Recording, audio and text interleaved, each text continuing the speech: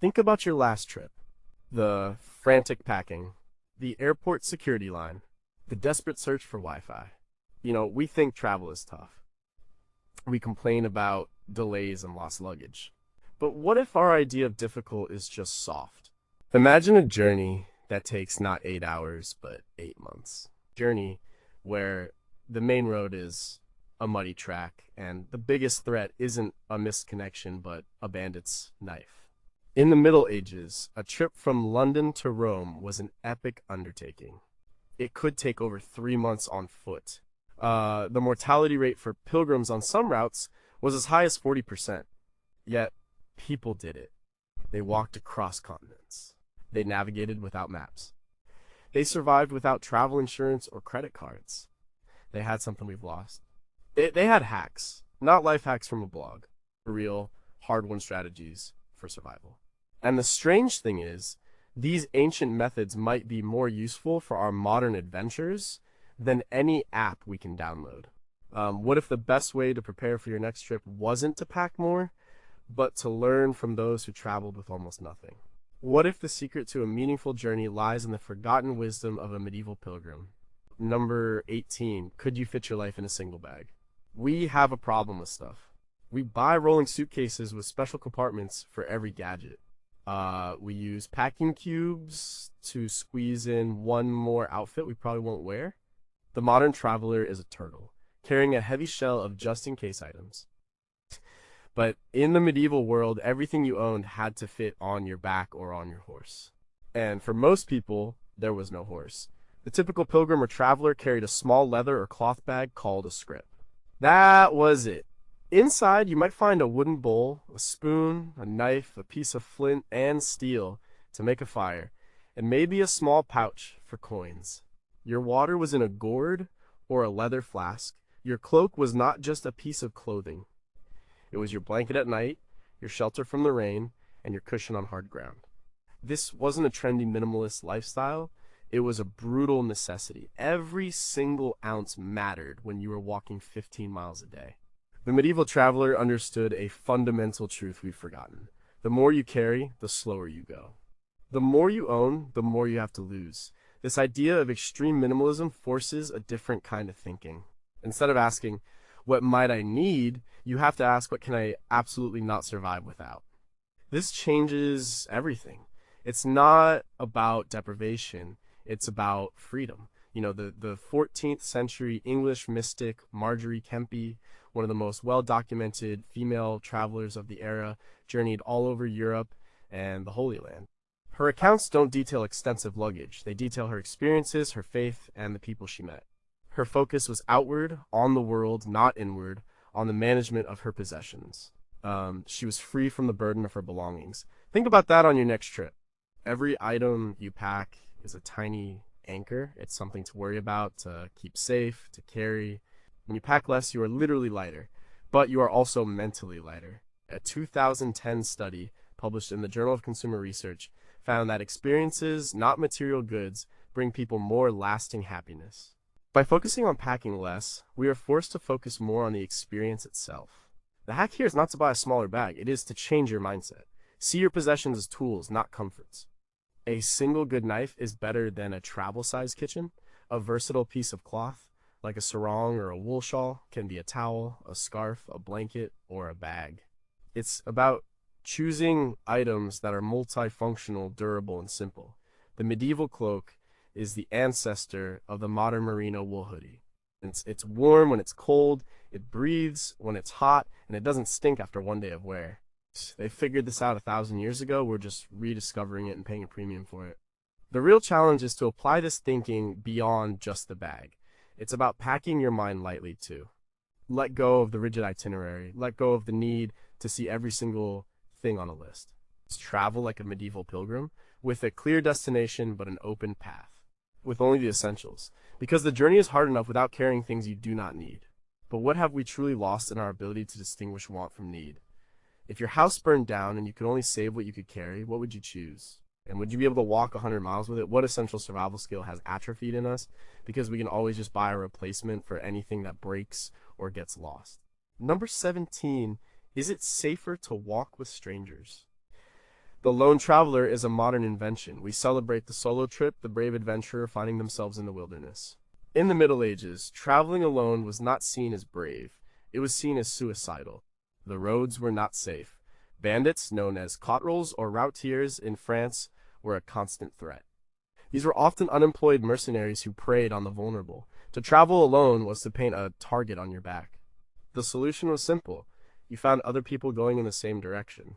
You formed a group. This wasn't about friendship, it was about survival. The most famous example of this is Geoffrey Chaucer's The Canterbury Tales, written in the late 14th century. It's a collection of stories told by a diverse group of pilgrims traveling together from London to Canterbury. There's a knight, a miller, a nun, a merchant. They were not friends. They were a temporary, self-organized community of convenience. Their safety was in their numbers. A group of 30 people is a much harder target for a couple of thieves than a single person. This principle of collective security is something we've outsourced to institutions. We expect the police, the government, the airline to keep us safe. We put on headphones in the train station and ignore the people around us. But the medieval traveler understood that safety is a shared responsibility. You looked out for the people in your group, and they looked out for you. They shared information about dangerous roads or dishonest innkeepers. They helped if someone got sick or injured. This ad hoc community was a powerful form of insurance. The famous pilgrimage routes, like the Camino de Santiago to Spain or the Via Francigena to Rome, were not just paths. They were corridors of shared movement where travelers could easily find a group to join. In a 2012 study on social psychology, researchers found that individuals in a group feel a diffused sense of responsibility, but also a heightened sense of security and belonging. This is exactly what a medieval traveling party offered. It wasn't just physical safety. It was psychological safety. The long, hard days of walking were made more bearable by conversation and shared experience. How do we apply this today? We do it in small ways already. We read online reviews from other travelers. We join Facebook groups for expatriates or backpackers. But we can take it further. Instead of isolating yourself in a hotel room, stay in a hostel or a guest house with a common area. Talk to people, ask them where they've been and what they've seen. The person you meet in a hostel kitchen might have just come from the city you're going to next.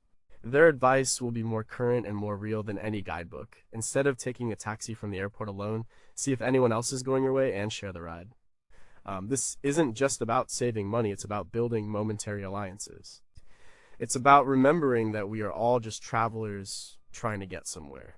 This act of forming temporary communities also breaks down our modern isolation. The sociologist Ray Oldenburg wrote about the importance of places outside home and work where people can connect. For the medieval traveler, the road itself was a third place. For us, it can be a hostel common room, a shared taxi, or a local cafe. The hack is to see other travelers not as competition or as obstacles, but as potential allies. Put the phone down, take the headphones off, make eye contact, ask a simple question. Where are you headed? You might be surprised how much safer and richer your journey becomes. But has our digital connection made us more suspicious of face-to-face encounters with strangers? By relying on curated online groups, do we miss the chance for the kind of random, life-altering encounters Chaucer described? And in a world where we can track our friends and family on a map, have we forgotten the fundamental trust required to walk down a road with someone we just met? Number 16. What if the journey itself was the point? Our travel is defined by speed. We want the fastest flight, the bullet train, the most direct route. We see the time spent in transit as a waste, a necessary evil to be endured before the real vacation begins. We try to sleep, watch movies, do anything to make the journey disappear. The medieval traveler had the opposite perspective. They couldn't make the journey disappear. The journey was everything. When you walk from Paris to Rome, a journey of over 1,000 miles, you are not skipping over the world. You are experiencing every single step of it. You see the landscape change from the rolling hills of Burgundy to the plains of Lombardy to the mountains of the Apennines. You feel the weather turn, you smell the different crops in the fields. Your body is the vehicle, and the world passes by at a human speed. This is the ultimate form of slow travel. It wasn't a choice, it was the only option. But in being forced into this slowness, they gained a deeper connection to the places they passed through. The concept of pilgrimage itself was centered on the idea that the journey, with all its suffering and hardship, was a transformative act. It wasn't just about arriving at the shrine, it was about what happened to you along the way. The physical act of walking was a form of meditation, a way to clear the mind. Modern science is catching up to this. A 2014 study from Stanford University found that walking boosts creative inspiration. The researchers concluded that the simple act of walking opens up the free flow of ideas. The medieval pilgrim wasn't trying to brainstorm a new business idea, but they were engaged in a deep month-long process of introspection and observation made possible by the rhythm of their own 2 feet. The writer and naturalist John Muir famously said, "I only went out for a walk and finally concluded to stay out till sundown, for going out, I found, was really going in." This is the essence of the medieval travel mindset. We can't all take 3 months to walk across a continent, but we can adopt the principle. The hack is to deliberately build slowness into our travel. Instead of flying between 2 cities, take the train. Look out the window. Instead of taking a taxi across town, walk. Get lost in the side streets. Instead of a packed 7-day itinerary, plan to do only one thing each day. Leave the rest of the time for wandering. This approach saves money, but that's not the point. The point is to trade efficiency for experience. The things you remember from a trip are rarely the things you see from a tour bus window. They are the unexpected conversations, the smell of a bakery down a small alley, the feeling of the sun on your face while sitting in a park. These things only happen when you are not rushing. When you slow down, your senses open up. You stop being a consumer of sights and become an observer of life. The 14th century Arab scholar Ibn Khaldun wrote about how the environment and climate shape culture. This is something you can only truly understand when you move through environments slowly, when you feel the dry desert wind or the damp mountain air on your own skin. By slowing down, you give the world a chance to reveal itself to you. But are we addicted to the dopamine hit of ticking off a checklist of sights? Has our obsession with efficiency robbed us of our ability to just be present in a place? What would happen to the tourism industry if everyone decided to visit half as many places but spend twice as long in each one? Number 15, can you find your way without a blue dot? We are completely dependent on GPS. We follow the blue dot on our phone screen without question. We trust the calm voice telling us to turn left in 200 feet. If the signal is lost, we feel a surge of panic. We are navigationally blind. A medieval traveler, by contrast, was a master of reading the world. They had to be. Their life depended on it. They didn't have accurate maps in the way we did. Maps of the time, like the Mappa Mundi, were often more theological than geographical, with Jerusalem at the center of the world. So how did they find their way? They used a collection of ancient, powerful techniques. The most important was the sun. They knew that the sun rises in the east and sets in the west. At noon, in the northern hemisphere, it is in the south. This simple fact is a compass that never runs out of batteries. At night, they use the stars. The North Star Polaris has been the anchor for travelers for millennia. They also read the landscape. They followed rivers, which often lead to towns. They used mountain ranges as giant landmarks. They understood that moss tends to grow on the north side of trees in damp climates. But their most powerful tool was human. They asked for directions. Every village, every monastery, every inn was an information point. They would ask which way to the next town and get a set of instructions based on local landmarks. Follow this track until you pass the big oak tree that was struck by lightning, then turn towards the river. This information was passed from traveler to traveler, creating a living oral map of the route. The Roman Empire had built an incredible road network, and many of these roads, like the Fosse Way in England, were still in use. Some travelers would simply try to stay on these ancient paved arteries. There were even early forms of guidebooks called itineraria, which were basically just lists of towns and the distances between them. The 12th century Icelandic abbot Nicolas Bergson wrote one for the route from Iceland to Rome and Jerusalem. It wasn't a map, but a text-based set of directions. All these methods required the traveler to be constantly aware, constantly observing their surroundings.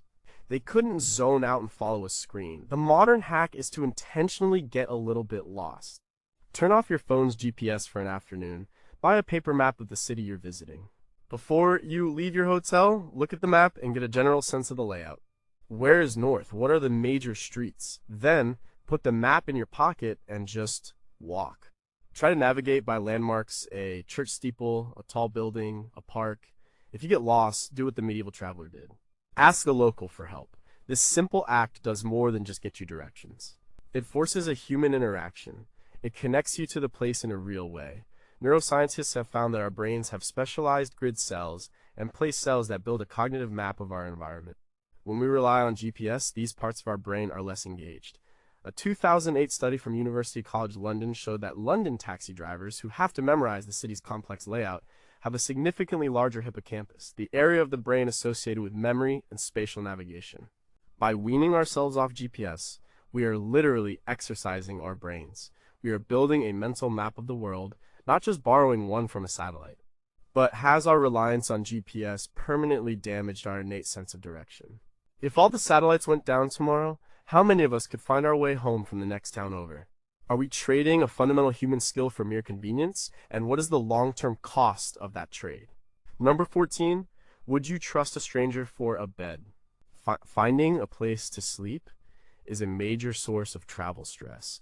We scroll through booking websites, read reviews, and compare prices, trying to find the perfect, safe, and clean room. The medieval traveler had a different system. It was based on a network of trust and obligation. The concept of hospitality was a cornerstone of society, especially within the Christian world. Monasteries were a vital part of this network. Benedictine rule, written in the 6th century by Saint Benedict of Nursia, explicitly commanded that all guests should be received as Christ himself. Monasteries and abbeys were strategically located along major pilgrimage routes. They had guest houses or hospitia where travelers could get a bed, a simple meal, and care if they were sick. This was usually offered for free, though a donation was expected from those who could afford it. For a lone traveler, arriving at a monastery at dusk was a life-saving relief. It was a guaranteed safe haven in a dangerous world. Beyond the monasteries, there were hospitals. The word hospital comes from the same root as hospitality. These institutions, often run by religious orders like the Knights Hospitaller, were not just for the sick. They were also guest houses for poor travelers and pilgrims. The network was vast. Along the Camino de Santiago, there were hundreds of these small hospitals providing shelter. Then there were the inns. These were the commercial option, and their quality varied wildly. Chaucer's Tabard Inn is a famous example. Inns could be rough places with shared beds and questionable food, but they were also hubs of information and social life. But the most fundamental form of lodging was simply relying on the kindness of strangers. In a rural area, a traveler might knock on a farmer's door and ask to sleep in their barn. It was a risky system built on a person's ability to read a situation and a host's sense of religious or social duty. The modern equivalent of this system is alive and well. It's the world of couchsurfing, Be Welcome, and other hospitality exchange networks. These platforms use the internet to recreate the medieval network of trust. You can stay in a local person's home for free. Like the monasteries, it's not a commercial transaction. It's an exchange of culture and goodwill. The host offers a bed, the traveler offers stories and a connection to the outside world. Of course, we have digital tools to build trust, like profiles and references, which are the modern equivalent of a letter of introduction from a bishop. The hack is to consider using these networks. It fundamentally changes the nature of your trip. You are no longer a tourist observing a place from the outside. You are a guest. You see the city not through the eyes of a guidebook, but through the eyes of someone who lives there. They can tell you which baker has the best bread and which park is best for watching the sunset. This is the kind of deep, authentic experience that you can't buy. It requires a degree of vulnerability. You have to trust a stranger, but it is often the most rewarding way to travel. Research from the field of positive psychology consistently shows that strong social connections are a key predictor of happiness. By staying with a local, you are building a small, temporary, but genuine social bond. But in an age of increasing suspicion and individualism, are we losing our capacity for the kind of radical trust that these hospitality networks require? It has the commercialization of travel with platforms like Airbnb eroded the spirit of genuine non-transactional hospitality. What is the real difference between a guest and a customer? And which one are we more often? Number 13, why carry 10 things when one will do? We love specialized gear. We have a specific jacket for rain, another for wind, and a third for cold. We have a fork, a spoon, and a knife. Our bags are full of single-purpose items. The medieval traveler couldn't afford this way of thinking. Every object had to earn its place by being useful in multiple ways. The principle of multifunctionality was not a clever trick, it was the key to survival. The most obvious example is the knife. A simple, sturdy knife was a traveler's most important tool. It was their utensil for eating. It was used to cut bread and cheese, to mend leather straps, to cut wood for a fire, and for self-defense. One object, dozens of uses. Or consider the cloak, as mentioned before. It was outerwear, a blanket, a pillow, and a ground cover. A piece of waxed cloth could be used to wrap food, as a makeshift bag, or as a small rain cover.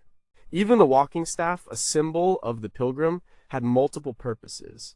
It provided support on rough terrain, it could be used to test the depth of a stream, and it was a formidable weapon against dogs or bandits. This mindset forced creativity and resourcefulness. It's the opposite of our modern consumer culture, which encourages us to buy a specialized product for every conceivable problem. The medieval world was a world of mending and adapting, not replacing. If a leather strap on your bag broke, you didn't buy a new bag. You used your knife to cut a new hole, and your own ingenuity to fix it. This is a powerful way to look at the world. It's about seeing the potential in objects beyond their intended use. The 13th century philosopher and scientist Roger Bacon, a Franciscan friar, was a master of this kind of thinking. He experimented with optics, explosives, and engineering, always looking for the underlying principles of how things worked, which is the first step toward being able to adapt and repurpose them. The hack for modern travel is to actively seek out multi-purpose items. This goes beyond the famous spork. Think about a bandana. It can be a headband, a dust mask, a towel, a bandage, a tourniquet, or a coffee filter. A length of paracord is just a string, but it can be a clothesline, a replacement shoelace, or used to tie something to your pack. Your smartphone is the ultimate modern multi-tool. A camera, a map, a library, a flashlight, a communication device. But the real mindset shift is to look at the objects you already have and ask, what else can this do? Can your water bottle be used as a rolling pin to soothe sore muscles? Can your dental floss be used as a heavy-duty thread to sew a tear in your jacket? This way of thinking makes you a more resilient and independent traveler. You are no longer dependent on having the perfect gear. You have the skills to improvise with what you have. A 2015 study in the Academy of Management Journal found that people working under resource constraints are often more creative than those with abundant resources. The limitations force them to think differently. By packing less and choosing multi-purpose gear, we are imposing a creative constraint on ourselves, forcing us to become better problem solvers on the road. But has the convenience of specialized consumer goods made us less creative and resourceful? If you were stranded with only the contents of your pockets, what could you actually accomplish? What fundamental human ingenuity do we lose when every problem has a prepackaged single-use solution available for purchase? Number 12, should you ask for directions or trust your app? We live in an age of curated information. Before we go anywhere, we read blogs, check ratings on TripAdvisor, and look at curated Instagram feeds. We arrive in a new city with a pre-made list of the best restaurants and the must-see sites. We trust the algorithm. The medieval traveler had a very different source of information, people. The knowledge they relied on was local, timely, and passed by word of mouth. The inn was the internet of the Middle Ages. Here, travelers from different parts of the world would cross paths. They would exchange stories, warnings, and advice. You could learn which bridge was washed out, which lord was charging an unfair toll, or where to find a safe place to sleep in the next town. This information was never static. It was a living, breathing network of shared intelligence. To get this information, you had to talk to people, not just other travelers, but locals. The blacksmith, the baker, the priest, these people held the real knowledge. They knew the shortcuts, the local customs, the real dangers. A traveler had to be a good listener and a good judge of character. They had to learn to ask the right questions and to read between the lines. The famous Moroccan scholar Ibn Battuta, who traveled an astonishing 75,000 miles in the 14th century, was a master of this. His book, The Rila, is filled with detailed observations about the cultures, laws, and people he encountered. This rich detail didn't come from a book. It came from his constant interaction with the people he met. He understood that the soul of a place is not in its monuments, but in its people. The modern hack is to deliberately prioritize human sources of information over digital ones. When you arrive in a new place, make it a point to talk to 3 different locals. Talk to the person running your guest house, the barista at the coffee shop, the shopkeeper. Ask them a simple question: what's your favorite thing to do in the city? Or, where do you go to get a great, simple meal? Their answers will almost certainly not be the #1 rated thing on a review website. They will point you to the small family-run restaurant with no sign, the quiet park the locals love, the small museum that gets overlooked. This is how you break out of the tourist bubble. This is how you find the authentic pulse of a city. A study published in the Journal of Experimental Social Psychology in 2014 found that commuters who were instructed to talk to a stranger on the train reported having a more positive experience than those who sat in silence. We often assume that people don't want to be bothered, but the research suggests that small, positive human connections benefit both parties. By asking for local knowledge, you are not just getting information, you are having a meaningful human interaction. You are showing respect for their home and their expertise. But does our reliance on anonymous online reviews make us less willing to trust the word of a person standing right in front of us? In our quest for the algorithmically perfect experience, are we missing out on the beautifully imperfect human experiences that make travel memorable? If our phones all died, would we have the social skills left to actually talk to the people around us to find what we need? Number 11. Does a memory exist if it isn't on Instagram? Our travel is meticulously documented. We take hundreds of photos and videos. We post status updates. We curate our experiences in real time for an online audience. The goal is often to create a perfect digital record of the trip, a highlight reel to be shared and revisited. The medieval traveler also documented their journey, but in a very different way. For many, the primary record was the one stored in their own memory. Stories of the journey would be told and retold for years, becoming part of a family's or a village's oral history. The physical souvenirs were often small, symbolic objects. A pilgrim returning from the Holy Land might bring back a palm frond. Someone who walked the Camino de Santiago would have a scallop shell, the symbol of St. James, sewn onto their hat or bag. This shell was not just a souvenir, it was proof. It showed the world that you had completed the arduous journey. It was a badge of honor, a conversation starter, and a tangible link to the experience. For the literate few, there were diaries and journals. We have the detailed travelogues of people like Egeria, a woman who made a pilgrimage to the Holy Land from Spain or France in the 4th century. Her writing is not a collection of selfies. It's a detailed account of the places she saw, the religious rites she participated in, and the information she gathered. It was a document of witness intended to be shared with her community back home. The focus was on capturing the essence and the meaning of the journey, not on crafting a perfect image. The act of writing itself, of physically, putting pen to paper, forces a different kind of observation. You have to slow down, reflect, and choose your words carefully. This is very different from snapping a quick photo and moving on. The hack is to reconsider how we document our travels. Try an experiment. For one day of your trip, don't take any photos. None. Instead, carry a small notebook. At the end of the day, sit down and write about what you saw, what you smelled, what you heard, how you felt. Or, if you don't like writing, try to draw a simple sketch of something you saw. This act of conscious recording engages a different part of your brain. A 2018 study published in Psychological Science found that people who took photos of their experiences actually remembered the visual details less accurately than those who just observed them. The act of reaching for the camera can take you out of the moment and outsource your memory to your device. By putting the camera away, you force yourself to be more present. You are not thinking about the best angle or the right filter. You are just there, and if you want a physical souvenir, choose something small and meaningful like the pilgrim shell.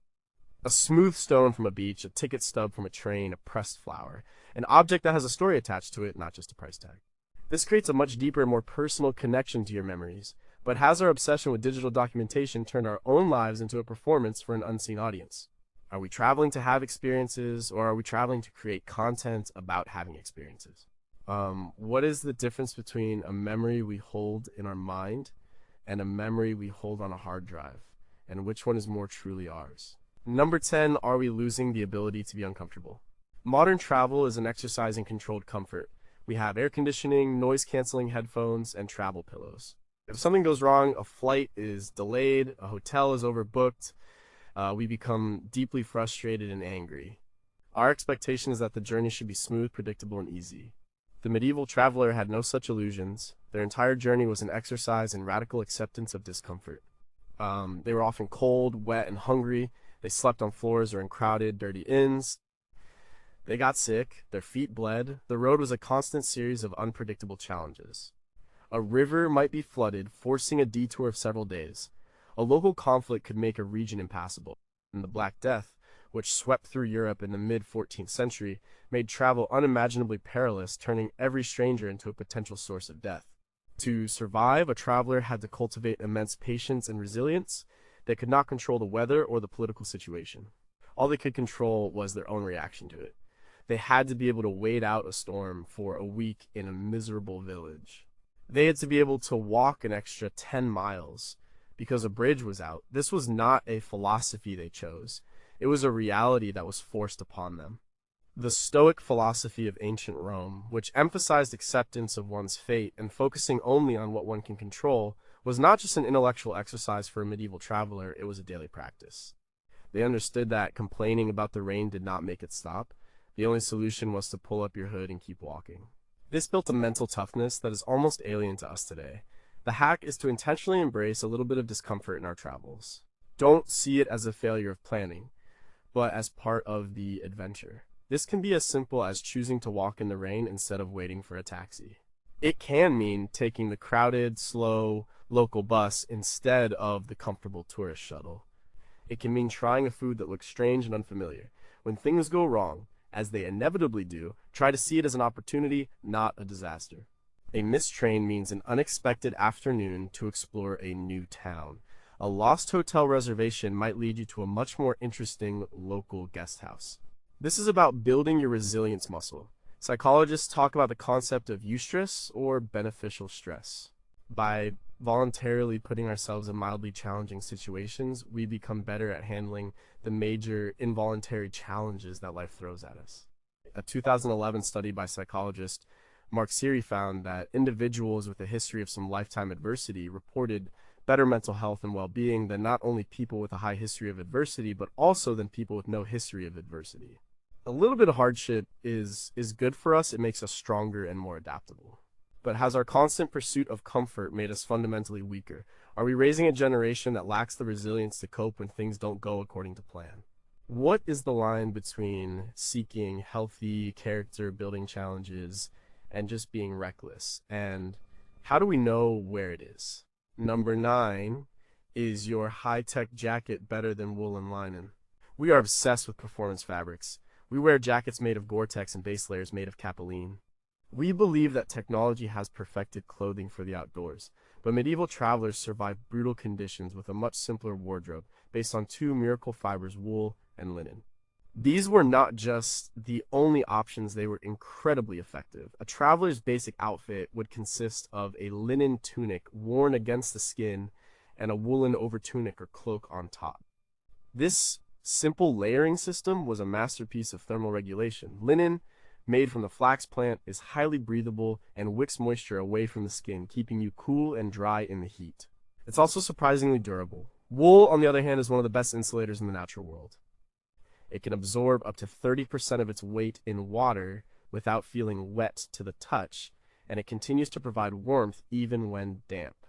This is a critical property when you are caught in a rainstorm miles from shelter. The medieval traveler understood the art of layering. By adding or removing the woolen outer layer, they could adapt to a wide range of temperatures. Their shoes were simple leather-turned shoes which were soft and molded to the foot, but offered little protection from water. Constant foot care was essential, but the core system of a linen base layer and a wool outer layer was remarkably effective. This wasn't some primitive, inferior technology. It was a system perfected over centuries of trial and error. A people like Otzi, the Iceman, whose 5,300-year-old preserved body was found in the Alps, had a sophisticated wardrobe of leather and grasses that showed a deep understanding of insulation and protection. The medieval traveler was the inheritor of this ancient knowledge. They didn't have waterproof breathable membranes, but they had the natural high-tech of wool. The hack is to rediscover the power of these natural fibers. Instead of packing a suitcase full of synthetic clothes, consider investing in a few high-quality items made of merino wool and linen. A merino wool t-shirt can be worn for days without developing an odor because of wool's natural antimicrobial properties. It will keep you warm in the evening and cool during the day. A linen shirt is perfect for hot, humid climates. This approach aligns with the minimalist principle of packing fewer, more versatile items. These natural materials also connect us to a more sustainable way of living. They are renewable resources and they are biodegradable. A 2016 study from Plymouth University highlighted the problem of synthetic microfibers from clothing polluting the oceans. Wool and linen do not have this problem. By choosing these fabrics, we are not just adopting a medieval travel hack, we are making a better choice for the planet. This isn't about throwing away all your modern gear, it's about appreciating that sometimes the oldest solutions are still the best. But has our faith in marketing and new technology blinded us to the effectiveness of simple, ancient solutions? Are we paying a premium for synthetic fabrics that are often less comfortable and less sustainable than their natural alternatives? What other primitive technologies might be superior to our modern ones in ways we have failed to recognize? Number 8. What is your time worth in a foreign land? We handle money with plastic cards and phone taps. We barely think about the complex global financial system that makes it possible. A medieval traveler had a much more tangible relationship with currency. First, the monetary system was a chaotic mess. Every major kingdom, and even many individual lords and cities, minted their own coins. A traveler would have to be a part-time currency exchange expert, knowing the relative value of a Florentine florin, a Venetian ducat, and a French livre. Carrying large amounts of cash was also incredibly dangerous. It made you a prime target for thieves. This led to two very interesting solutions: bartering and letters of credit. Bartering was common, especially in rural areas. A traveler might trade a small bit of labor or a useful item they carried for a meal or a place to sleep in a barn. This was an exchange based on immediate, tangible value, not abstract currency. It required negotiation, communication, and a mutual understanding of need. The more sophisticated solution was the letter of credit. This system was largely pioneered by Italian banking families and religious orders like the Knights Templar. A merchant or wealthy pilgrim in London could deposit a sum of money with the Templars. They would receive a letter written in a complex cipher, which they could then present at a Templar preceptory in, say, Paris or Rome, to withdraw the equivalent amount in local currency. This was a revolutionary financial innovation. It was the medieval version of a traveler's check, and it made long-distance trade and travel much safer. It was a system built entirely on reputation and trust in a vast international network. It showed a deep understanding of how to move value without physically moving gold and silver. The hack for the modern traveler is to think about value beyond just money. How can you use your skills or your time as a form of currency? This is the principle behind platforms like Workaway or Worldpackers, where you can exchange a few hours of work per day for food and accommodation. You could be helping on an organic farm, working in a hostel, or teaching a language. This is modern-day bartering. It takes you out of the role of a consumer and puts you into the role of a contributor. It allows you to stay in a place for longer, build real skills, and form deeper connections with the local community. It changes your relationship with a place when you have contributed to it. The Nobel Prize-winning economist Daniel Kahneman has done extensive research on how people perceive value. His work shows that we value things we have put effort into more, highly the IKEA effect. By investing your time and labor, you are not just saving money, you are creating a more valuable and meaningful travel experience for yourself. You are engaging in a fair exchange, a practice as old as travel itself. But has the ease of digital payments made us lazy about understanding the true cost and value of things? If we were forced to barter for our next meal, what skills do we actually possess that another person would find valuable? Are we losing the art of negotiation and human-to-human economic exchange in favor of sterile, frictionless transactions? Number 7. Can you survive on bread, cheese, and water? We are a generation of foodies. We travel for food, we seek out Michelin-starred restaurants and unique culinary experiences. Our food choices are often complex and elaborate. The medieval traveler's diet, on the other hand, was a model of simplicity and pragmatism. The foundation of their diet on the road was bread. It was calorie-dense, portable, and available everywhere. This would be supplemented with whatever else was cheap and available: hard cheese, cured sausage, maybe some fruit or nuts in season. This was not about culinary exploration, it was about fuel. It was about getting enough calories to walk 15 to 20 miles the next day. The food was almost always local. There was no other choice. You ate what was grown in the region you were passing through.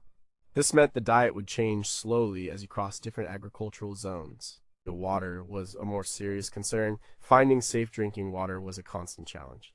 Streams and rivers could be contaminated. Travelers knew to look for springs or to get their water from monasteries and towns that had reliable wells. They would carry water in a leather castrol or a hollowed-out gourd.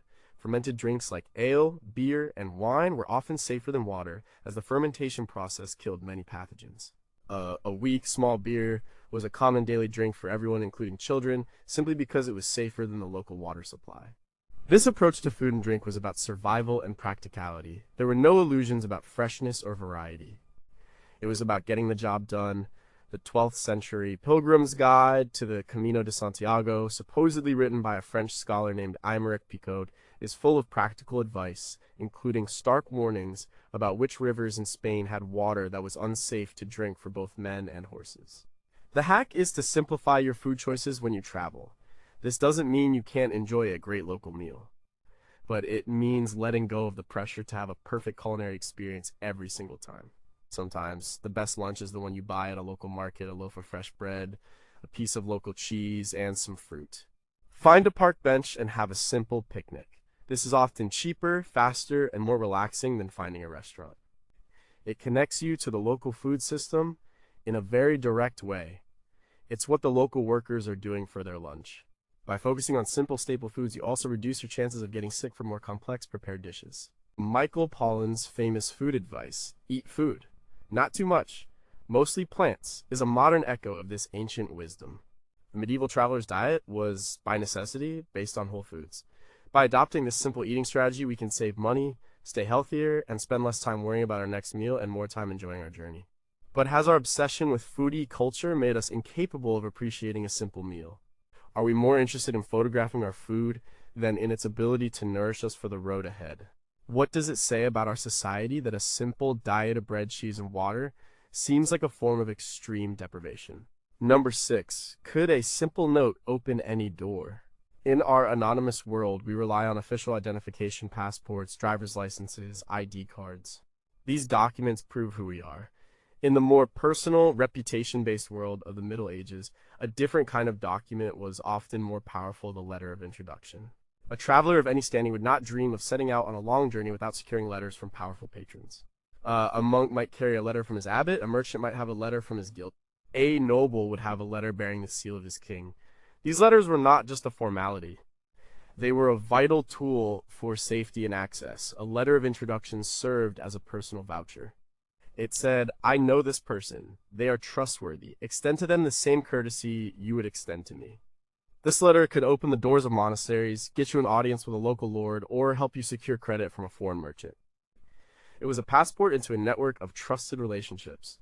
In a world with no centralized police force or reliable legal systems, a person's reputation was everything. The letter of introduction was a way to temporarily borrow someone else's good reputation. The 15th century, Paston family in England left behind a treasure trove of letters that show how this system worked. Their correspondence is full of requests for and grants of letters of introduction to help family members with their business and travel. It was the social glue that held long-distance relationships together. The quality of your letters determined the quality of your journey. The modern hack is to revive the art of the personal introduction. In the digital age, this is easier than ever. Before you travel to a new city, think about your network. Do you know anyone who lives there? Do you have a friend who knows someone there? A simple email or a social media message can work wonders. "Hey, my friend Jane is visiting your city next month. She's great. If you have time, maybe you could grab a coffee and give her some local tips." This is a digital letter of introduction. It immediately elevates you from the status of a random tourist to a friend of a friend. This can lead to amazing experiences that you would never find in a guidebook. You might get invited to a dinner party, taken to a local concert, or just get the best insider advice. It leverages the most powerful force in human society, the personal recommendation. Sociologists like Mark Granovetter have studied the strength of weak ties.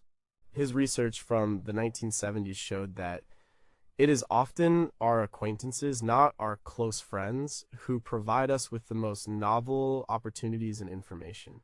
Activating your extended network before you travel is a powerful way to tap into this principle. It requires a bit of courage to ask for the introduction, but the rewards can be immense. But in an era of digital networks with thousands of friends, has the value of a personal introduction been diluted? Do we still have the social skills to approach a stranger with a recommendation and build a genuine connection? What is the difference between networking for personal gain and the medieval system of vouching for someone's character? At number 5, what if your best souvenir was a tale? We bring back souvenirs from our trips, t-shirts, mugs, little statues. They often end up collecting dust on a shelf. The medieval traveler also brought things back, like the pilgrim's shell or a vial of holy water. But their most valuable souvenir was intangible. It was the story. A person who had completed a long journey to Rome or Jerusalem or even just the next kingdom over was a person with status. They had seen the world, they had stories to tell. In a largely illiterate society, oral storytelling was the primary form of entertainment and information transfer. The traveler was the television, the newspaper, and the internet all rolled into one. When they returned to their village, people would gather to hear their tales. They would describe the strange foods, the different clothes, the magnificent buildings. They would recount the dangers they faced and the interesting people they met. These stories were not just entertainment, they were a form of social currency. They shaped the village's understanding of the outside world. The traveler's tales could inspire others to make their own journeys, or warn them away from certain paths. The great travel narratives of the era, like the travels of Marco Polo, began as oral accounts. Marco Polo dictated his stories to a writer, Rustichello da Pisa, while they were both in a Genoese prison. The stories were so fantastic that many people didn't believe them, nicknaming him Il Milione, the man of a million lies. But his stories, true or not, fundamentally changed Europe's conception of the East. The power of a good story was immense. The journey itself was a raw experience, but the telling and retelling of the story is what gave it meaning and permanence. The hack is to focus on collecting stories, not just things. This requires a shift in mindset during your travels. Instead of just looking for the perfect photo opportunity, look for the interesting human interaction. Instead of ticking off a list of sites, allow yourself to get into a strange situation. Say yes to the unexpected invitation. Take the bus that goes to the end of the line just to see what's there. These are the things that make good stories. When you get back, don't just show people a slideshow of your photos. Tell them a story. A good story has a beginning, a middle, and an end. It has a challenge, a conflict, and a resolution. Think about your trip in those terms. What was the funniest thing that happened? What was the scariest moment? Who was the most interesting person you met?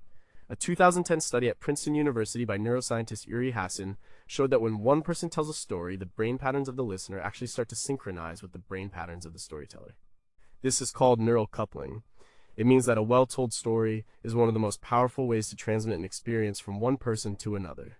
Your stories are the one souvenir that will never break, get lost, or go out of style. But in a world saturated with digital media and professional content, do we still value the simple, personal travel story told by a friend? And has the pressure to present a perfect, Instagrammable version of our travels made us less honest in the stories we tell? What is the one travel story you have that you have never told anyone, and why not? Number 4, do you really know what's in your bottle? We take clean water for granted. We turn on a tap or twist the cap off a plastic bottle, and we have safe, clean water to drink. This simple convenience is a very recent luxury. For the medieval traveler, water was a constant and complex problem. The quality of water sources was highly variable. A clear-looking stream could be contaminated with animal waste from upstream, carrying diseases like dysentery or cholera, which were often a death sentence. And travelers had to develop a keen sense of water wisdom. They learned to judge sources. Water from a fast-flowing mountain spring was generally safe. Water from a stagnant pond or a slow-moving river in a populated area was highly suspect. As mentioned, they often relied on wells in towns and monasteries, but even wells could be contaminated. They had some primitive purification methods. Boiling water was known to make it safer, though the scientific reason was not understood. They might also add wine or beer to water, as the alcohol had some antiseptic properties. Some texts recommended adding herbs or even crushed seeds to water to cleanse it, though the effectiveness of this is questionable. The main strategy was avoidance. Experienced travelers and the guides that were written for them knew the locations of good and bad water sources along the major routes. This was critical, life-saving information. Access to safe water was a far greater concern than access to food. You can survive for weeks without food, but only a few days without water. The entire rhythm of a day's journey was often dictated by the need to get from one known safe water source to the next. The modern hack is to stop taking water for granted and to take control of your own water purification. Instead of constantly buying single-use plastic water bottles, which are expensive and environmentally disastrous, travel with your own reusable bottle and a modern water purifier. The technology for this is now incredibly small, light, and effective. A filter like the Sawyer Squeeze or a UV sterilizer like a SteriPen can make water from almost any tap or stream safe to drink. This simple piece of gear is the modern equivalent of the medieval traveler's water wisdom. It gives you freedom and self-sufficiency. You are no longer dependent on finding a shop that sells bottled water. You can fill up your bottle from a tap in your hotel, a public fountain, or a mountain stream. This saves you a huge amount of money over a long trip. More importantly, it dramatically reduces your plastic waste. The UN Environment Program estimates that about 8 million tons of plastic waste enter the oceans every year. By purifying our own water, we can stop contributing to that problem. It's a small personal act that has a real collective impact. It is also a way of connecting with a fundamental reality of travel that we have insulated ourselves from the need to secure our own most basic life support system. But has the convenience of bottled water made us ignorant of the state of our own local water sources? If the taps in our homes suddenly stopped providing safe water, how many of us would have any idea how to make it safe to drink? What is the true environmental and social cost of the billion-dollar bottled water industry? Number 3, is that alleyway a shortcut or a trap? We think of travel safety in terms of insurance policies, government warnings, and emergency contact numbers. These are passive forms of security. The medieval traveler had to practice a much more active and immediate form of safety, situational awareness. The world was full of dangers that were not abstract, but very real and very close. Bandits were a constant threat on the roads. Dishonest innkeepers might try to cheat you or even rob you while you slept. Pickpockets and con artists thrived in the crowded streets of cities. There were no police to call. You were your own security detail. A traveler had to learn to read people and places very quickly. Is that group of men approaching on the road just a group of fellow pilgrims, or are they waiting for an opportunity to attack? Is the friendly person at the inn genuinely helpful, or are they trying to gain your trust to find out what valuables you are carrying? This required a state of constant low-level vigilance. It meant observing everything. The way people dressed, the way they spoke, the way they looked at you. It meant paying attention to the layout of a town. Which streets were busy and well lit, which alleys were dark and deserted. The great Italian merchant Francesco Pegolotti wrote a guide for traders in the 14th century called La Pratica della Mercatura. It was filled with practical advice, including tips like growing a beard and hiring a local interpreter to avoid seeming like a vulnerable foreigner. This was not paranoia. It was a necessary survival skill. A traveler had to project an air of confidence, to look like they knew what they were doing, even if they were completely lost. They had to walk the fine line between being open and friendly enough to get help and being guarded enough to avoid being targeted. The hack is to cultivate this same kind of situational awareness. We often walk through the world in a digital bubble, our faces buried in our phones, our ears plugged with headphones. This makes us completely oblivious to our surroundings. It makes us an easy target. The first step is simple: put the phone away. When you are walking through a new city, look up. Look around. Notice the people. Notice the exits in a building. Pay attention to the general atmosphere of a place. And does it feel safe and relaxed, or tense and edgy? Trust your intuition. Humans are incredibly good at subconsciously picking up on nonverbal cues. If a situation feels wrong, it probably is. Don't worry about being rude. Leave. This is not about being afraid. It is about being present and engaged with your environment. The security expert Gavin de Becker, in his book The Gift of Fear, argues that our intuition is our most powerful safety tool. It's a complex pattern matching system that has evolved over millions of years to detect threats. By being distracted, we are shutting off this ancient alarm system. By paying attention, we are turning it back on. But has our trust in modern institutions like the police made us less responsible for our own personal safety? Does our constant digital distraction represent a dangerous new form of vulnerability that older generations never had to face? How do we balance being open to new experiences with the need to be vigilant and aware of potential dangers? Number 2, when was the last time you traveled without headphones? Our world is noisy, and when it's not, we fill the silence with our own noise podcasts, music, audiobooks. We seem to have developed a fear of silence. The medieval world was, by comparison, incredibly quiet. There was no engine noise, no background music, no electronic hum. The sounds were the sounds of nature and of human activity: the wind in the trees, the cry of a bird, the ringing of a blacksmith's hammer, the murmur of voices, the tolling of a church bell. A traveler's soundscape was rich with information. The sound of a dog barking could signal a nearby farm or an approaching stranger. The sound of a distant bell could help a lost traveler find their way to the next village. Silence was not an absence of sound. It was the backdrop against which the meaningful sounds of the world could be heard. For a pilgrim, silence was also a spiritual tool. Long periods of walking in silence were a form of meditation. It was a way to turn inward, to reflect, to pray. In the silence of the road, away from the distractions of home, a person could confront their own thoughts and feelings.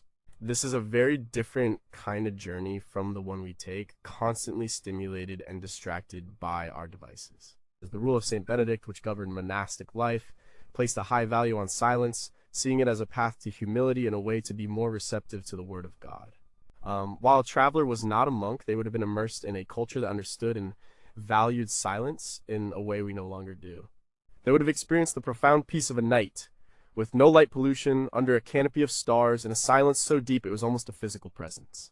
The hack is to deliberately seek out and embrace silence in your travels. Make a pact with yourself to spend at least 1 hour of your trip each day without any audio input.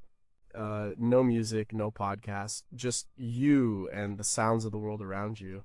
Go for a walk. Sit in a park, find a quiet church or temple. At first, it might feel uncomfortable. Your brain, accustomed to constant stimulation, might feel restless, but stick with it. Soon, you will start to notice things you never would have otherwise. You will hear the nuances of a foreign language being spoken around you. You will notice the sound of the wind. You will become a better observer, a better listener.